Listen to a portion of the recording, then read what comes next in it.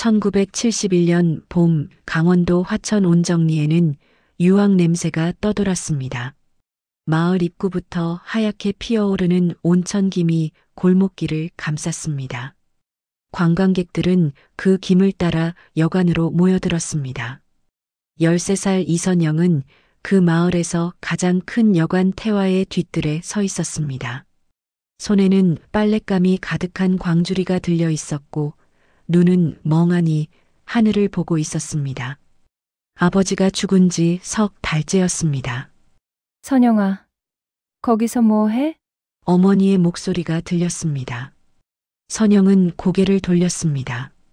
어머니는 예전처럼 단정한 옷차림이었지만 눈가의 주름은 깊어져 있었습니다. 빨래 널려고요. 그래, 얼른 하렴. 외할아버지께서 기다리신단다. 외할아버지, 조태식? 마을에서 제일 큰 여관을 운영하는 사람. 아버지가 살아계실 때는 1년에 한 번 명절에나 볼까 말까 했던 사람. 그런데 이제는 매일 보는 사람이 되었습니다. 선영은 빨래를 널기 시작했습니다. 하얀 침대보가 바람에 펄럭였습니다. 그 너머로 여관 본관이 보였습니다. 2층 목조 건물에 기와 지붕을 얹은 건물이었습니다. 아버지가 갑자기 쓰러진 건 겨울이었습니다. 심장마비였습니다. 장례를 치르고 나니 빚더미만 남았습니다. 어머니는 울면서 외할아버지에게 전화를 걸었습니다. 외할아버지는 이틀 뒤 찾아왔습니다. 검은 양복에 중절모를 쓴 모습이었습니다. 그는 집안을 둘러본 뒤 말했습니다. 이제 우리 식구들은 잘 먹고 살 거야. 선영은 그날의 외할아버지 얼굴을 기억했습니다. 웃고 있었지만 눈은 웃지 않았습니다. 태화여관으로 이사한 건 그 다음 주였습니다. 어머니와 선영은 본관 뒤쪽에 작은 방을 얻었습니다. 창문 너머로 온천탕의 지붕이 보이는 방이었습니다. 너는 청소랑 빨래를 거들면 돼. 외할아버지는 그렇게 말했습니다. 선영은 고개를 끄덕였습니다. 그리고 일을 시작했습니다.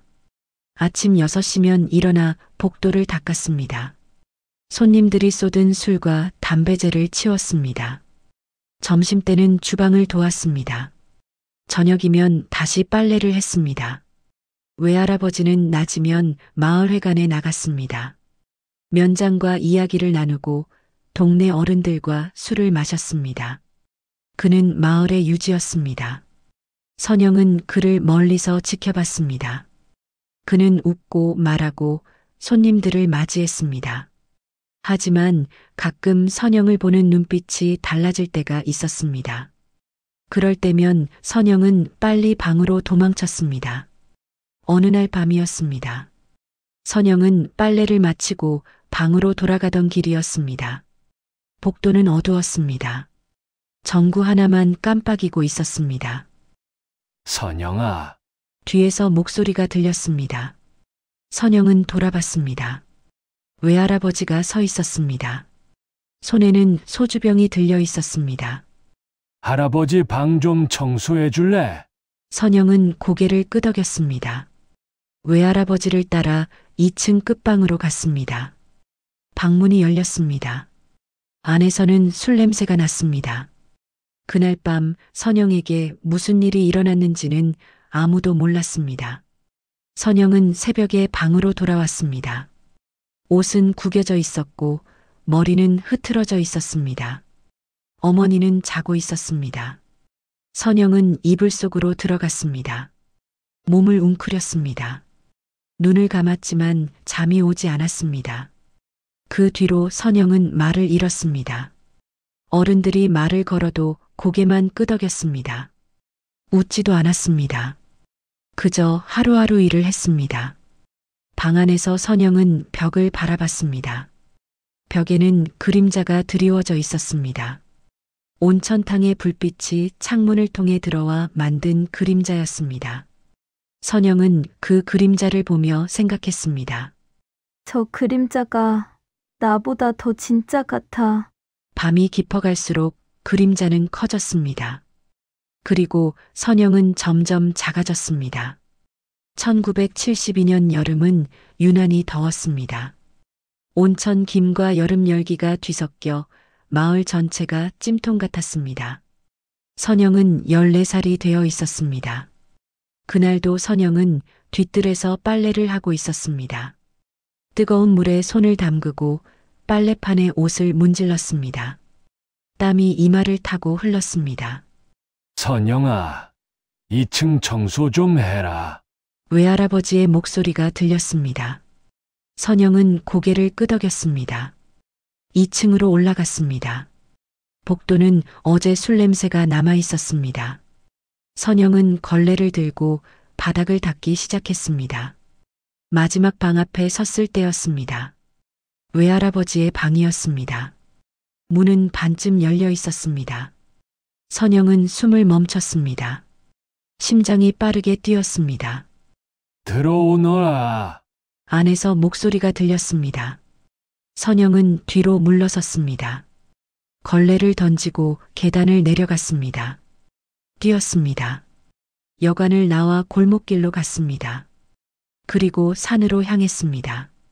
산길은 가팔랐습니다. 선영은 숨이 찼지만 멈추지 않았습니다. 나무 사이로 뛰어들었습니다. 가시덤불이 다리를 핥히었습니다.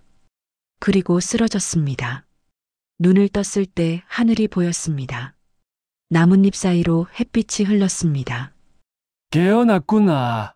낮은 목소리가 들렸습니다. 선영은 고개를 돌렸습니다. 백발의 노인이 앉아 있었습니다. 손에는 나무 지팡이가 들려 있었습니다. 등에는 약초 광주리가 메어져 있었습니다. 누구세요? 이 산에 사는 사람이지. 아, 너는 선영은 말을 잇지 못했습니다. 노인은 광주리에서 물통을 꺼냈습니다. 선영에게 건넸습니다. 마셔라.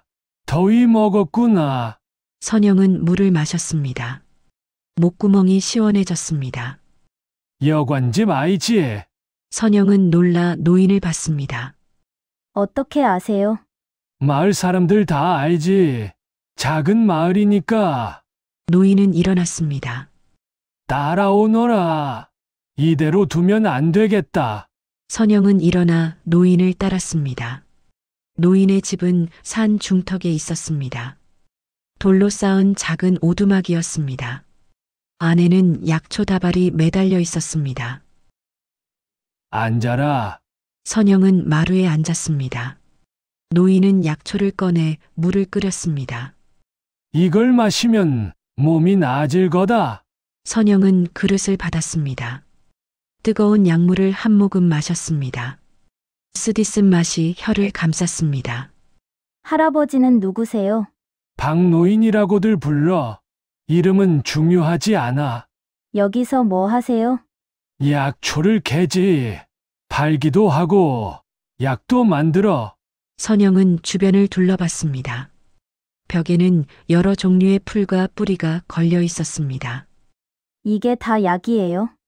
약도 있고 독도 있단다. 노인은 하얀 꽃 한 송이를 집어들었습니다. 이걸 봐. 진범꽃이라고 해. 예쁘지? 선영은 고개를 끄덕였습니다. 하지만 이 뿌리는 독이야. 잘못 먹으면 죽어. 그런데 적당히 쓰면 약이 되지. 신기하지 않니? 같은 꽃인데요. 그래. 같은 뿌리에서 피어나는 거야. 세상 모든 게 그래. 약과 독은 종이 한 장 차이란다. 선영은 꽃을 바라봤습니다. 하얀 꽃잎이 바람에 흔들렸습니다. 저도 배울 수 있어요? 뭘? 약초요. 노인은 선영을 보았습니다. 잠시 침묵이 흘렀습니다. 왜 배우고 싶은데? 선영은 대답하지 않았습니다. 그저 고개를 숙였습니다. 노인은 더 묻지 않았습니다. 일주일에 한 번씩 와라. 가르쳐 줄게. 그날부터 선영은 산으로 갔습니다. 여간 일을 마치고 어머니 몰래 산길을 올랐습니다. 노인은 약초 이름을 알려주었습니다. 어떤 것이 약이고 어떤 것이 독인지 가르쳤습니다. 당귀는 피를 맑게 해. 황기는 기운을 북돋아주지. 선영은 모든 것을 기억했습니다. 돌아가는 길에 혼자 중얼거렸습니다. 당귀, 황기, 진범. 여름이 지나갔습니다. 가을이 왔습니다. 선영은 계속 산을 찾았습니다. 노인은 말이 적었지만 가르침은 확실했습니다. 선영은 여관에서 몰래 실험을 시작했습니다. 주방에서 알코올을 조금씩 가져왔습니다. 약초를 담갔습니다. 냄새를 맡았습니다. 색깔을 기억했습니다. 밤이면 방 안에 앉아 병들을 들여다봤습니다. 어두운 액체가 병 속에서 흔들렸습니다. 약과 독은 종이 한 장 차이. 노인의 말이 귓가에 맴돌았습니다. 어느 밤이었습니다. 외할아버지가 선영의 방문을 두드렸습니다. 선영아, 할아버지, 방 청소 좀. 선영은 문을 열지 않았습니다. 방 안에서 병을 들었습니다. 투명한 액체가 달빛에 반짝였습니다. 선영은 병을 내려놓았습니다. 창문을 열었습니다. 밖에는 달이 떠 있었습니다. 불은 죄가 아니야. 선영은 생각했습니다. 불은 정화야. 그날 밤 선영은 결심했습니다. 하지만 아직 때가 아니었습니다. 기다려야 했습니다. 외할아버지는 문을 두드리다 돌아갔습니다. 발소리가 복도에서 멀어졌습니다. 선영은 병을 다시 들었습니다. 액체가 흔들렸습니다. 조금만 더, 선영은 중얼거렸습니다. 조금만 더 기다려. 1973년 8월 12일 화천 온정리에는 축제가 열렸습니다. 마을 창립 50주년을 기념하는 행사였습니다. 온천 광장에는 포장마차가 늘어섰고 사람들은 술잔을 기울였습니다. 태화여관은 그 어느 때보다 붐볐습니다. 손님들이 방마다 가득 차 있었습니다. 복도에서는 술 냄새와 웃음소리가 섞여 흘렀습니다. 선영은 주방에서 접시를 나르고 있었습니다. 15살이 된 선영의 얼굴은 창백했습니다. 손은 차가웠습니다. 하지만 눈빛만은 또렷했습니다. 선영아, 2층에 안주 좀 가져다 줘라. 종업원이 쟁반을 건넸습니다. 선영은 받아들고 계단을 올랐습니다. 2층 복도는 시끄러웠습니다. 화투 소리, 웃음소리, 고함 소리가 뒤섞였습니다. 선영은 한 방씩 문을 두드리며 안주를 전했습니다. 마지막 방은 외할아버지의 방이었습니다. 선영은 문 앞에 섰습니다. 들어와. 선영은 문을 열었습니다. 안에는 외할아버지와 손님 2명이 앉아 있었습니다. 탁자에는 소주병이 여러 개 놓여 있었습니다. 아, 우리 손녀 왔네. 예쁘지? 외할아버지가 손님들에게 말했습니다. 손님들은 선영을 쳐다봤습니다. 눈빛이 불편했습니다. 안주 두고 가거라. 선영은 쟁반을 내려놓았습니다. 돌아서려는데 외할아버지가 말했습니다. 잠깐, 나중에 다시 와라. 청소할 게 있어. 선영은 대답하지 않았습니다. 그저 방을 나왔습니다. 문을 닫는 순간 뒤에서 웃음소리가 터졌습니다. 선영은 복도를 걸어 자기 방으로 갔습니다. 방문을 잠갔습니다. 그리고 침대 밑에서 작은 상자를 꺼냈습니다. 상자 안에는 병 3개가 들어 있었습니다. 하나는 알코올, 하나는 진범 뿌리즙, 마지막 하나는 기름이었습니다. 선영은 2년 동안 조금씩 모아온 것들이었습니다. 창밖에서 폭죽 소리가 들렸습니다. 축제가 시작된 것입니다. 선영은 병을 하나씩 열었습니다. 알코올과 기름을 섞었습니다. 그 안에 진범즙을 몇 방울 떨어뜨렸습니다. 등잔을 꺼냈습니다. 선영은 그 안에 기름을 버리고 새로 만든 액체를 채웠습니다. 심지를 담갔습니다. 이제 됐어. 선영은 중얼거렸습니다. 방을 나섰습니다. 복도에는 아무도 없었습니다. 선영은 1층으로 내려갔습니다. 주방으로 갔습니다. 가스통 옆에 등잔 하나를 놓았습니다. 조심스럽게 불을 붙였습니다. 다시 2층으로 올라갔습니다. 복도 끝 창고 옆에 또 하나의 등잔을 놓았습니다. 불을 붙였습니다. 외할아버지의 방 앞을 지나갈 때였습니다. 문이 열렸습니다. 선영아, 어디 가니? 외할아버지가 나왔습니다. 얼굴이 빨갛게 달아올라 있었습니다. 화장실이요. 그래. 나중에 꼭 오너라. 알았지? 선영은 고개를 끄덕였습니다. 외할아버지는 다시 방으로 들어갔습니다. 선영은 계단을 내려갔습니다. 현관문을 열었습니다. 밖에서는 불꽃놀이가 계속되고 있었습니다. 선영은 뒤돌아보지 않고 걸었습니다. 골목길을 빠져나갔습니다. 마을 광장을 피해 뒷길로 갔습니다. 연못가에 도착했습니다. 마을 뒤편 아무도 오지 않는 곳이었습니다. 선영은 나무 밑에 숨겨둔 보따리를 꺼냈습니다. 그리고 기다렸습니다. 시간이 흘렀습니다. 불꽃놀이는 계속되었습니다. 선영은 여관 쪽을 바라봤습니다. 10시가 넘었을 때였습니다. 첫 번째 불꽃이 보였습니다. 여관 1층에서 붉은 빛이 새어나왔습니다. 처음엔 작았습니다. 하지만 순식간에 커졌습니다. 알코올과 기름이 섞인 불은 빨랐습니다. 연기가 피어올랐습니다. 2층으로 번졌습니다. 나무로 된 건물은 금방 불에 휩싸였습니다. 불이야!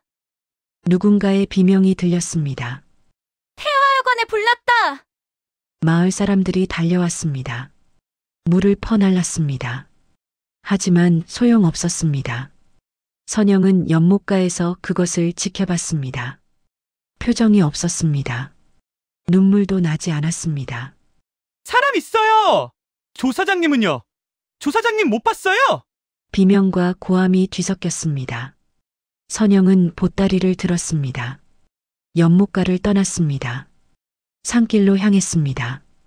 어둠 속을 걸었습니다. 뒤돌아보지 않았습니다. 새벽이 왔습니다. 선영은 산 중턱 노인의 집 앞에 있었습니다. 문을 두드렸습니다. 노인이 문을 열었습니다. 선영을 보고 놀라지 않았습니다. 들어오너라. 선영은 안으로 들어갔습니다. 마루에 주저앉았습니다. 물 좀 주세요. 노인은 물을 떠주었습니다. 선영은 마셨습니다. 무슨 일 있었니? 선영은 대답하지 않았습니다. 노인은 더 묻지 않았습니다. 그저 약초를 끓였습니다. 선영에게 건넸습니다. 하룻밤 자고 가거라. 선영은 고개를 끄덕였습니다. 다음 날 마을에는 소문이 돌았습니다. 태화여관이 가스 폭발로 전소했대. 사람도 죽었어. 조사장하고 손님 둘. 그 집 손녀도 죽었다던데. 불쌍하게. 15살밖에 안 됐는데. 선영의 어머니는 울었습니다. 마을 사람들이 위로했습니다. 경찰이 와서 조사했습니다. 가스통 폭발로 결론 났습니다. 선영은 노인의 집에 머물렀습니다. 사흘째 되는 날 노인이 물었습니다. 이제 어떡할 거니? 떠날 거예요. 어디로? 서울이요. 멀리. 노인은 고개를 끄덕였습니다. 방으로 들어가더니 돈 봉투를 꺼내왔습니다. 이거 가져가거라. 선영은 봉투를 받았습니다. 이름은 뭐라고 할 거니? 선영은 잠시 생각했습니다. 몰라요. 아직. 노인은 선영의 머리를 쓰다듬었습니다. 불은 죄가 아니란다. 불은 정화야. 기억해라. 선영은 고개를 끄덕였습니다. 사흘 뒤 선영은 마을을 떠났습니다. 새벽 버스를 탔습니다. 창밖으로 온천 김이 피어오르는 마을이 보였습니다. 버스가 마을을 벗어날 때 선영은 중얼거렸습니다. 나는 불길 속에서 태어났어. 창문에 비친 자기 얼굴을 봤습니다. 불에 태운 게 아니라 불이 나를 살렸어. 그날 이선영이라는 이름은 사라졌습니다. 그리고 아무도 모르는 누군가가 태어났습니다. 2025년 가을 강원도 인제의 작은 마을에 별빛상 담소가 있었습니다. 한옥을 개조한 2층 건물이었습니다. 마당에는 단풍나무가 서 있었습니다. 별빛상 담소 마이너스 마음이 아픈 아이들을 위한 곳. 75세의 이수진은 그곳의 원장이었습니다. 백발의 주름진 얼굴이었지만 눈빛만은 여전히 또렷했습니다. 그녀는 매일 아침 6시에 일어나 마당을 쓸었습니다. 차를 끓였습니다. 그리고 아이들을 기다렸습니다. 오전 10시 첫 번째 아이가 왔습니다. 12살 소녀였습니다. 이름은 지은이었습니다. 아버지의 폭력을 피해 쉼터로 온 지 석 달째였습니다. 안녕하세요. 지은은 고개를 숙였습니다. 어서 와. 앉아라. 수지는 따뜻하게 말했습니다. 지은은 소파에 앉았습니다. 수지는 차를 따라 주었습니다. 오늘은 기분이 어때? 그냥요. 지은은 대답하지 않았습니다. 창밖만 바라봤습니다. 수지는 기다렸습니다. 서두르지 않았습니다. 시간이 흘렀습니다. 저 어제 꿈을 꿨어요. 지은이 작게 말했습니다. 무슨 꿈? 아빠가 문을 두드리는 꿈이요. 자꾸 문을 두드려요. 무서웠어요. 지은의 눈에 눈물이 맺혔습니다. 수지는 조용히 손을 내밀었습니다. 지은의 손을 잡았습니다. 괜찮아요. 이제 그 문은 열리지 않아요. 내가 열지 않으면 돼요. 정말요? 정말이야. 내 마음의 문은 내가 지키는 거야. 지은은 울었습니다. 수지는 그저 손을 잡아주었습니다. 상담이 끝나고 지은이 돌아갔습니다. 수지는 혼자 앉아 차를 마셨습니다. 벽난로에 불을 지폈습니다. 나무가 타는 소리가 조용히 울렸습니다. 불길을 보며 수지는 생각에 잠겼습니다. 52년 전 그 여름밤이 떠올랐습니다. 타오르던 여관, 비명소리, 그리고 연못가의 달빛. 수지는 서울로 갔었습니다. 이름을 바꿨습니다. 식당에서 일했습니다. 밤에는 검정고시 공부를 했습니다. 대학에 갔습니다. 심리학을 공부했습니다. 그녀는 알고 싶었습니다. 왜 사람들은 서로를 아프게 하는지, 왜 어른들은 아이들을 지켜주지 못하는지. 졸업 후 상담사가 되었습니다. 병원에서 일했습니다. 수많은 아이들을 만났습니다. 학대받은 아이들, 버려진 아이들, 아무도 믿지 못하는 아이들. 그 아이들을 보며 수지는 생각했습니다. 저 아이들은 나였어. 45세 때 수지는 고향 근처로 돌아왔습니다. 인제의 작은 상담소를 열었습니다. 별빛 상담소, 아이들을 위한 곳. 처음엔 아무도 오지 않았습니다. 마을 사람들은 수진을 경계했습니다. 낯선 여자였으니까요. 하지만 수지는 포기하지 않았습니다. 학교를 찾아갔습니다. 선생님들에게 명함을 돌렸습니다. 쉼터를 방문했습니다. 조금씩 아이들이 왔습니다. 1명, 2명, 10명. 수지는 그들의 이야기를 들었습니다.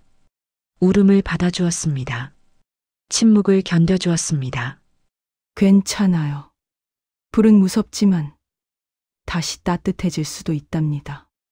수지는 아이들에게 말했습니다. 저녁이 되었습니다. 수지는 벽난로 앞에 앉아 있었습니다. 불길이 흔들렸습니다. 문득 박노인이 떠올랐습니다. 그 백발의 약초꾼, 선영을 살려준 사람. 불은 정화란다. 노인의 목소리가 귓가에 맴돌았습니다. 수지는 그 말의 의미를 이제야 알았습니다. 불은 모든 걸 태웠습니다. 여관도, 괴물 같은 외할아버지도 이선영이라는 이름도. 하지만 그 불 속에서 누군가 살아났습니다. 이수진이라는 사람이, 아이들을 돌보는 사람이. 그 불은 죄가 아니었어. 수진은 중얼거렸습니다. 그건 내 생명이었지. 벽난로의 불이 꺼져갔습니다. 수진은 담요를 덮고 소파에 누웠습니다. 눈을 감았습니다. 꿈속에서 13살 선영이 나타났습니다. 여관 뒤뜰에서 빨래를 널고 있었습니다. 수진은 그 아이에게 다가갔습니다. 이제 괜찮아. 수진은 말했습니다. 우리 잘 살았어. 너도 나도. 선영은 웃었습니다. 처음으로. 수진은 그 웃음을 품에 안았습니다. 그리고 평화롭게 잠들었습니다. 다음 날 아침 마당에 단풍나무가 붉게 물들어 있었습니다. 수진은 마당을 쓸며 생각했습니다.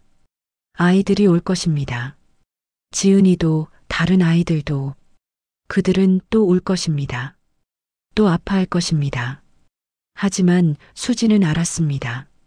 언젠가 그 아이들도 웃을 거라는 걸. 불길 속에서도 삶은 이어진다는 걸. 바람이 불었습니다. 단풍잎이 흩날렸습니다.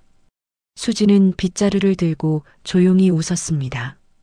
그녀의 삶은 불로 시작되었지만 따뜻함으로 끝났습니다.